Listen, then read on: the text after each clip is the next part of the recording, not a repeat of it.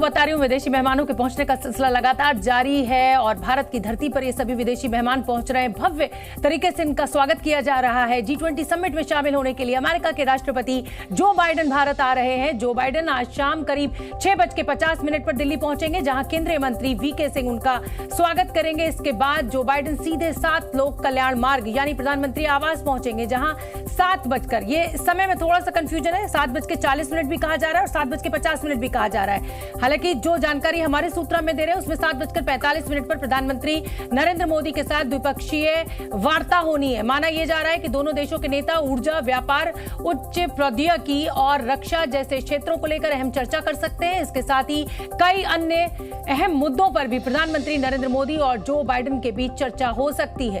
तो शाम 6:40 पर अगर पहुंचेंगे जो बाइडेन, तो उसके बाद सीधे प्रधानमंत्री आवास जाएंगे जो बाइडेन, जहां पर द्विपक्षीय वार्ता होगी प्रधानमंत्री नरेंद्र मोदी के साथ जो बाइडेन की। अमेरिकी विदेश विभाग की प्रवक्ता मार्गरेट मैक्लियोड से थोड़ी देर पहले मेरे सहयोगी प्रणय उपाध्याय ने बात की है। उन्होंने भारत और अमेरिका के रिश्तों की मजबूती पर जोर दिया और क्या कुछ कहा उन्होंने, आइए आपको सुनवा देते हैं। मार्गरेट मैक्लियोड, जो कि अमेरिकी विदेश विभाग की प्रवक्ता हैं, बेहद अच्छी हिंदी बोलती हैं। उन्हीं से जानने की कोशिश करेंगे कि आखिर क्या कुछ इसमें खास रहने वाला है। मार्गरेट, मैं सबसे पहले आपका रुख करना चाहूंगा।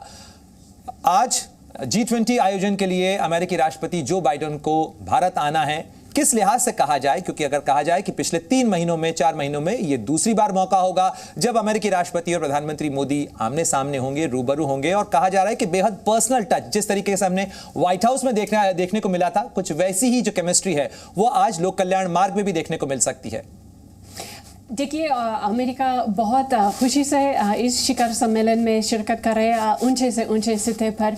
और आप जैसे आपने कहा, अमेरिका और इंडिया के ताल्लुकात बहुत करीब हो गए और बेहतर से बेहतर होती रहती है। अमेरिका आज भारत के अंदर जब राष्ट्रपति बाइडेन आएंगे तो क्या कुछ एजेंडा होगा, खासतौर पर अगर G20 को लेकर बात की जाए, क्योंकि G20 में डिक्लेरेशन आएगा या नहीं आएगा, अमेरिका डिक्लेरेशन आ सके, भारत की मेजबानी कामयाब हो सके, इसके लिए अमेरिका क्या मदद ऑफर कर रहा है? देखिए, G20 एक ऐसा फोरम है जिसमें दुनिया के सबसे बड़े उभरती हुई और विकसित अर्थव्यवस्था साथ साथ बैठकर दुनिया के सबसे बड़ी समस्या हल ढूंढ सकते हैं।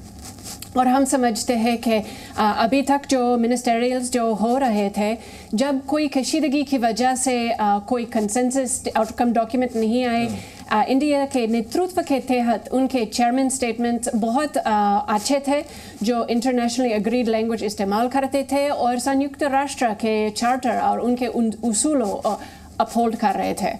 मार्गरेट, ये भी आपसे समझना चाहेंगे कि जो G20 की बैठक है उसके अंदर अमेरिका ने 2 चीजें बिल्कुल साफ की हैं कि इस बैठक के अंदर न केवल अमेरिका जो है वो भारत की मदद कर रहा है, भारत के साथ वो आगे बढ़ना चाहता है, बल्कि अगर आप देखें तो इस पूरे मामले के अंदर अमेरिका ने यह भी साफ कर दिया है कि द्विपक्षीय स्तर हो या बहुपक्षीय स्तर हो, इन दोनों ही मल्टीलैटरल और बायलैटरल फोरम पे अमेरिका के लिए भारत उसका सबसे करीबी सहयोगी है। इसे आप कैसे एक्सप्लेन करेंगी, क्योंकि जो बायलैटरल कंपोनेंट है वो भी बहुत महत्वपूर्ण होने जा रहा है प्रधानमंत्री मोदी और बाइडेन की मुलाकात के लिहाज से?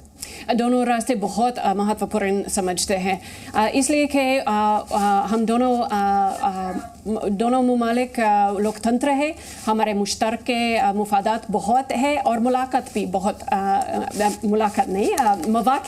मौके बहुत है अमेरिका और इंडिया के लिए। हम क्रिटिकल इमर्जिंग टेक्नोलॉजीज़ में, स्टेम फील्ड्स में, शिक्षा में, स्टूडेंट मोबिलिटी में बहुत बड़े पैमाने पर ताउन कर रहे हैं और हम भविष्य के लिए भी इंडिया के साथ ताउन करने के लिए तैयार है। सप्लाई चेन रेजिलियंस भी एक बहुत बड़ा महत्वपूर्ण मुद्दा है जिसको लेकर अमेरिका और भारत अब साथ आना चाहते हैं। सेमीकंडक्टर में अमेरिका भारत के साथ कारोबार और सहयोग करना चाहता है। क्या आपको लगता है कि G20 से एक नए वर्ल्ड ऑर्डर की शुरुआत हो सकती है, एक नई व्यवस्था की शुरुआत हो सकती है जिसके अंदर डेमोक्रेसीज कैसे आपस में, जो डेवलपिंग और डेवलप्ड इकोनॉमीज हैं, वो साथ मिलकर काम कर सकती हैं? देखिए, हम देखते हैं कि मौके बहुत है और हम ज़रूर सप्लाई चेन सस्टेनेबिलिटी चाहते हैं और डिवर्सिफिकेशन भी चाहिए। जैसे इंडिया अपने इंटरनेशनल सोलर अलायंस बनाए और अमेरिका उस ग्रुप में ज्वाइन किया, क्योंकि हम मौके बहुत देखते हैं। हम देखते हैं कि इंडिया एक उभरती हुई अर्थव्यवस्था के हैसियत से अपना आवाज़ उठा रहे हैं वो एक काफ़ी अच्छी जिम्मेदारी लेना चाहते हैं। और जैसे मैंने कहा, मिनिस्टरियल स्टेटमेंट्स में बहुत अच्छी किरदार अदा किया एग्रीमेंट कैप्चर करने के लिए और मुख्तलिफ नुक्ते नज़र भी कैप्चर किया। Z News.